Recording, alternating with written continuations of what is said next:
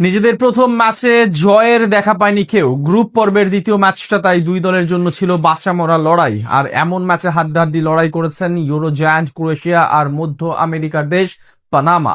90 মিনিটে শ্বাসরুদ্ধকর লড়াই শেষে তাই জমে গেছে গ্রুপ এল এর লড়াই। টরন্টোর মাটিতে শেষ পর্যন্ত জয়ের দেখা পেল কারা এবং পয়েন্ট টেবিলেই বা কার অবস্থান কোথায়, সেটা জানবো প্রতিবেদনে।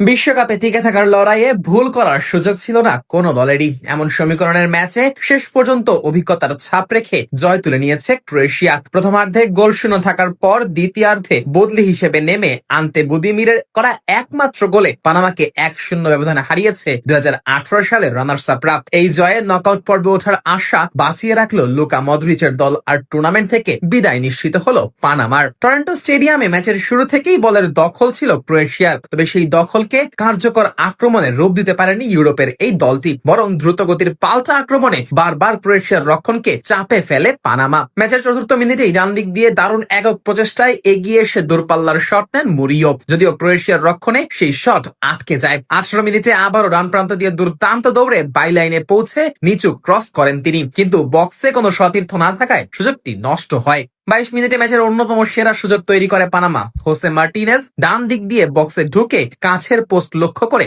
শট নিলে তা দারুণ দক্ষতায় রুখে দেন ডমিনিক লিভাকোভিচ। মিনিট খানেক পর আবারও বিপদে পড়ে ক্রোয়েশিয়া। মুরিওর ক্রস থেকে রদ্রিগেসের হেড ক্রসবারে লাগার আগে আঙ্গুলের স্পর্শে বাইরে পাঠান ক্রোয়েশিয়ার গোলরক্ষক। অন্যদিকে প্রথমার্ধে ক্রোয়েশিয়ার আক্রমণ ছিল ছন্নছাড়া। লুকা মদ্রিচ, ইভান পেরিসিচ কিংবা মারিও পাশালিচ কেউই নিজেদের ছন্দ খুঁজে পাচ্ছিলেন না। পুরো প্রথমার্ধে খুব একটা আক্রমণ করতে পারেনি ক্রোয়েশিয়া, ফলে গোল শূন্য সমতা নিয়ে বিরতিতে মাঠ ছাড়ে দুই দল। বিরতি থেকে ফিরেই আক্রমণ ভাগে জোড়া পরিবর্তন আনে ক্রোয়েশিয়া। মাঠে নামানো হয় আন্তে বুদিমির ও আন্দ্রেই ক্রামারিচকে, আর এরপরই 54 মিনিটে আসে কাঙ্ক্ষিত সেই গোল। মারিও পাশালিচের চমৎকার ফ্লিক থেকে ডান প্রান্তে বল পান জোসিফ স্তানিশিচ।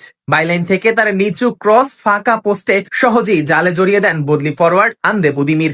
গোল হজমের পর আক্রমণের তীব্রতা বাড়ায় পানামা, তবে সেই সময় ক্রোয়েশিয়ার সবচেয়ে বড় ভরসা হয়ে দাঁড়ান গোলরক্ষক লিভাকোভিচ। 68 মিনিটে টানা দুটি অবিশ্বাস্য সেভ করে নিশ্চিত গোল বাঁচান তিনি। প্রথমে মুরিওর শট ঠেকিয়ে দেন, ফিরতি বলে আবারও মুরিওর প্রচেষ্টা রুখে দেন। এরপর কর্নার থেকে হার্ভির জোরালো হেডও দুর্দান্ত প্রতিক্রিয়ায় ক্রসবারের ওপর দিয়ে পাঠান ক্রোয়েশিয়ার এই গোলরক্ষক। এরপর ম্যাচের গতি কমিয়ে আনার চেষ্টা করে ক্রোয়েশিয়া। মাঝে লুকা সুচিচ ও পেতার সুচিচকে নামিয়ে বলের নিয়ন্ত্রণ ধরে রাখে তারা। শেষ পর্যন্ত অবশ্য ক্রোয়েশিয়ার সুসংগঠিত রক্ষণ ভাঙতে পারেনি পানামা।